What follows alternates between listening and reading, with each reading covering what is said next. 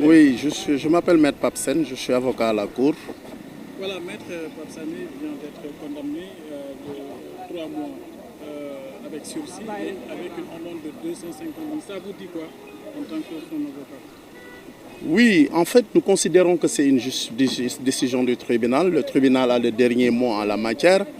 Mais il faut rappeler que nous avons plaidé quand même la relaxe de Pape Sané et on s'est fondé sur des arguments de droit.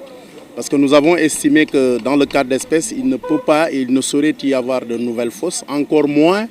des nouvelles supposées fausses et qui auraient troublé l'ordre public, qui auraient déstabilisé ou jeté le discrédit sur les institutions. Malheureusement, ce que nous déplorons dans le cadre de cette infraction qui s'appelle la diffusion de fausses nouvelles, c'est un peu le système du renversement de la charge de la preuve que le maître des poursuites adopte très souvent. Et cela n'est pas en phase avec les dispositions de la loi, notamment l'article 631 du Code de procédure pénale, parce que pour ce qui concerne ce délit, c'est une exception. Le législateur sénégalais renvoie pour tout ce qui concerne la procédure en la matière au droit commun. Et donc, à partir de ce moment, il appartient en l'espèce au procureur de la République, maître des poursuites, de rapporter la preuve que les nouvelles qui sont diffusées et qui sont censées être des nouvelles fausses, mais en réalité sont de vraies nouvelles qui ne sont pas entachées de fausseté. Malheureusement, ici c'est le principe qui est adopté par le parquet. Il renverse la charge de la preuve et on demande aux prévenus poursuivis de rapporter la preuve que ce ne sont pas des nouvelles fausses. Je pense que c'est un problème qu'il faudra régler et je pense que la meilleure façon de régler ce problème, c'est de procéder à une réforme en profondeur de cette disposition qui va à l'encontre même de la liberté de la presse. C'est pourquoi moi je considère que l'article 255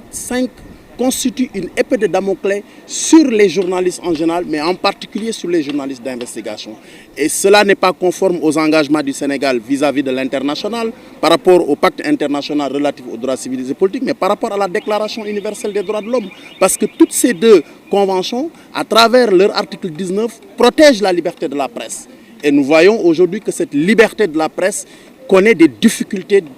d'exercice dans notre pays. Et il est temps que les autorités aujourd'hui en charge de ce pays fassent des réformes allant dans ce sens. Parce qu'on ne peut pas avoir une démocratie en bonne santé sans une liberté de la presse.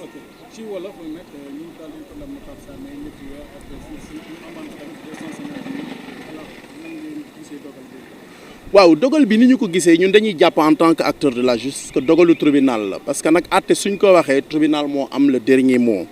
mais gis ngeen ne que ñun position bi ñu adopté woon mooy dañu jàpp ne Pape Sané propos yi ñu koy topp mënul méngoo ak li ñuy wax diffusion de fausses nouvelles comme ni ko article 255 waxee. loolu nag jàngat bi ñu ci def mooy dañu jàpp ne que bu ñuy wax diffusion de fausses nouvelles en tout cas ci cas bi ñu concerné ak Pape Sané gisuñu fenn foo xam ne nii. indi nañu ay firnde yu wane ne li mu wax fausse nouvelle la mais indiwuñu ay firnde yu wax ne même bu dee fausse nouvelle am na gàllankoor ci institution yi mais nag li ñu nemmeeku également mooy délit bu mel ni diffusion de fausse nouvelle de plus en plus tey dañuy gis ne que ki nga xam ne moom la ñu indi di ko àtte moom la ñuy teg ci ndoddam pour mu prouver que du fausse nouvelle alors que loolu dëppoowul ak principe yi nga xam ne droit commun tënk na ko ci wàllu preuve en matière pénale mooy accusation bi mooy indi ay preuve accusation bi fii procureur la mais procureur daf koy bàyyi moom daf koy yenn ki nga xamee ne que moom la ñuy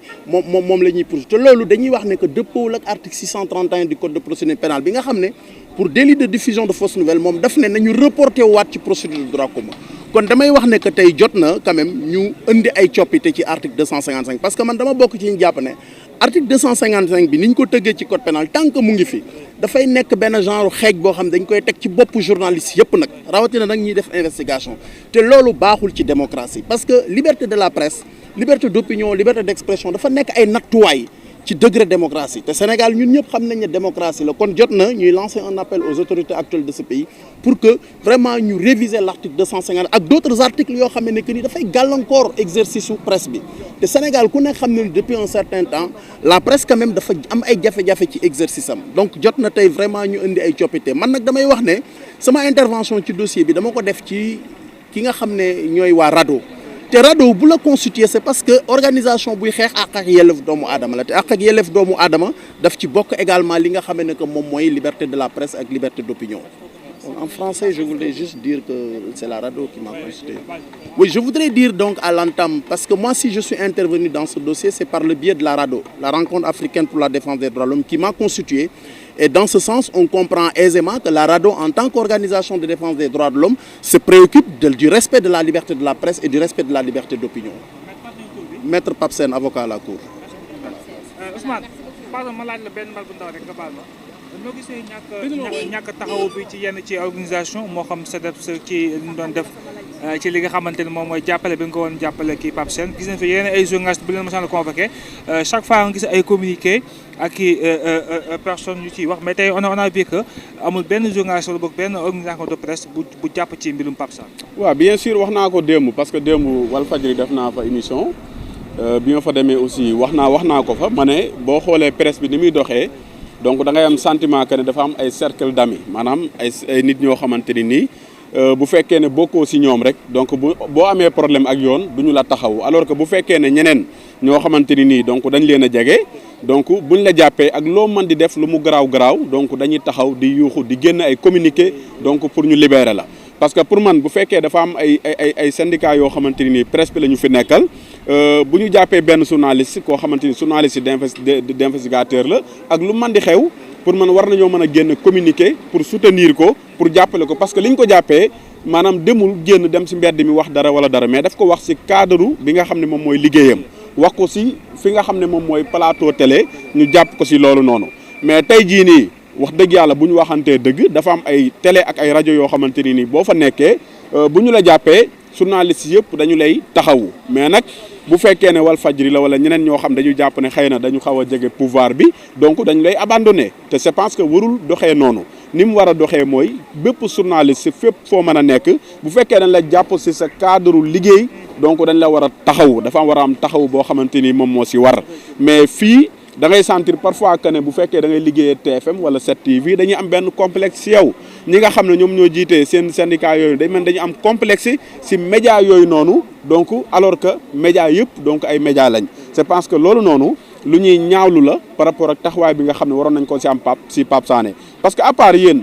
site internet yi à part groupe Walfadjri mais je pense que journaux yi sax daanaka doo dégg ñu def cela in wala ñu wax si bien sûr alors que bu fekkee ne dañu jàppoon benn Babacar Fall wala Maïmouna Ndour Faye ñoom ñëpp ñu bind benn ligne éditoriale donc wax ne voilà un mot sur nangam ak nangam mais bu fekkee ne koo xamante ni Pape Sané la parce que dañu jàpp ne xëy na dafa xaw a jege Ousmane Sonko donc ñu taxaw croiser les bras je pense que mel ni Pape Sané moom du journaliste comme yeneen journaliste yi donc loolu moom donc lu askan bi yëpp constaté la lu ñëpp gis la que ne ñi jiite syndicat yi nga xam ne ñoom ñooy jàppale presse moo xam ay SYNPICS ak nu mu mën a tuddee ay nit lañ yoo xamante dañu am complexe si yenn médias yi ak yenn journalistes yi mais parfois bu fekkee journalistes yi nga xamante ni nii xëy na bokk ñoom gis-gis donc dañ lay abandonné c'est parce que loolu nag bu fekkee da nga jiite mbooloo waroo doxee noonu boo jiitee mbooloo da ngay tëddee njaaxaanaay mooy képp koo xam ne dafay yëngu si loolu nga fexe di ko traité la même chose que ni ngay traité keneen ki mais bu fekkee ne ku la jege wala koo bokkal gis-gis nga traité ko defal ko benn faveur génneel ko benn communiqué alors que bu fekkee ku bokk Walfadjri wala beneen Solution TV wala xalaat wala keneen ak keneen donc nga abandonné ko je pense que warul doxee noonu moo tax loolu moom man loolu laa amoon lu ma wax mais aussi di leen ñaax tamit ñu gën a booloo gën a nekk benn merci beaucoup. ñu xamul content par corps sax yaa ngi ko ci français lan mooy loolu ci waaw bu fekkee nit ki dañu ne dañ ko amende dañ ko amende 200 maanaam par exemple Pape Sané ñu ne dañ ko condamné 3 mois de prison avec sursis mooy 3 mois yoo xam ne du ko tëdd léegi ñu dolli si ne contrainte par corps maximum maanaam si 250 000 yi nga xam ne amende nañ ko mooy 250 000 bu fekkee ne fayu ko maanaam bu fekkee ne fayul 250 000 yooyu noonu yoon mën na dem jëliwaat ko yóbbu ko fi nga xam ne moom mooy si kaso bi maanaam forcément da ko war a fay te du xaar